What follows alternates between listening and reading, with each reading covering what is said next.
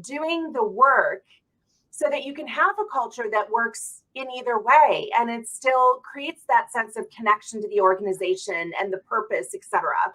I did recently have a company that reached out to me, and I loved their approach because they're like, we had a really strong, connected in-person culture before the pandemic. And yeah, we've worked remotely and we've actually been more productive and more, more to the bottom line. But I love it because the CEO said, I will give up some of our profitability so that we can have that human connection. And I Wow. loved that heart and that sentiment. And also his approach was, how do we create the kind of environment or opportunities that make people want to come to the office? So it wasn't going to be a prescription of you need to be in 3 days a week, et cetera, et cetera. But he was really interested in how do we create a work environment that people want to come and be in person and that works for them.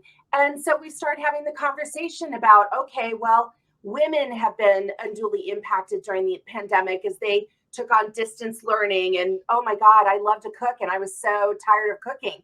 Um, Yeah. so do you start having 9 to 3, work meetings are between 9 and 3.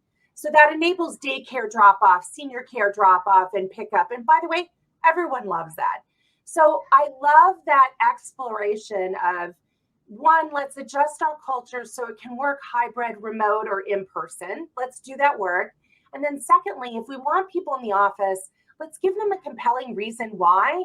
And productivity is not the answer, but neither is culture. But I do think human connection is a great reason.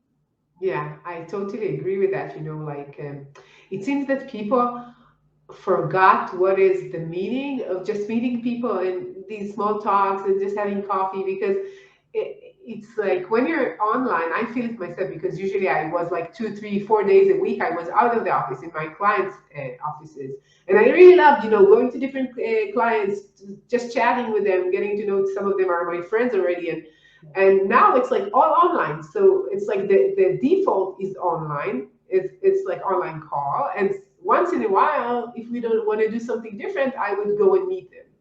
And for me, it's like one of the reasons of doing things in general is to be with people, and there are so many things you cannot really transfer when you have this like part of your body and your own work, and there's less chit chatting in the beginning. Yeah. So it's really interesting where we go because people on one side want their freedom and they want to be trusted. I think it's related to trust, the fact that you can trust me. You don't need to see me in the office in order for me to work, Right. right? Yes. And Yes.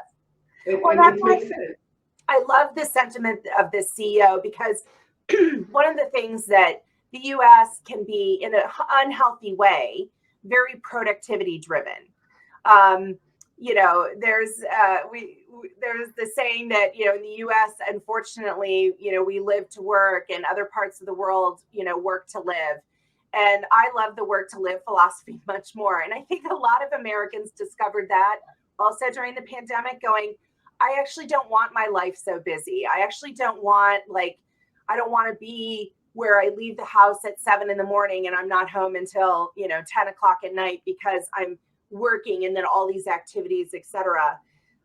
So I loved the sentiment of the leader I referenced earlier, who was willing to give up a little bit of productivity in the short term because he sees the value in having this human connection, not just for the individual employee and I think mental health and well-being and having that connection, but also he sees the benefit for the company over the long term. If we create the stronger the sense of community, and no, it doesn't have to look just one way in the office, but let's not forget that that is a way and a really powerful way to create connection. So that is an unusual sentiment of to hear an executive being willing to openly say, I will trade some productivity for creating this connection. And I really commended him for that.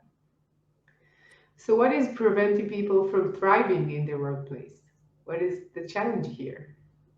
Um, I still think that the number one thing that prevents people from thriving is their direct supervisor.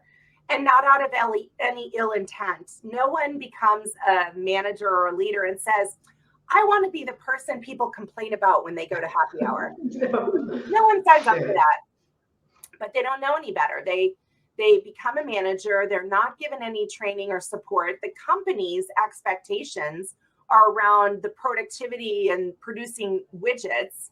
The company doesn't promote people into executive leadership roles and say, we're promoting them because they are an excellent people leader.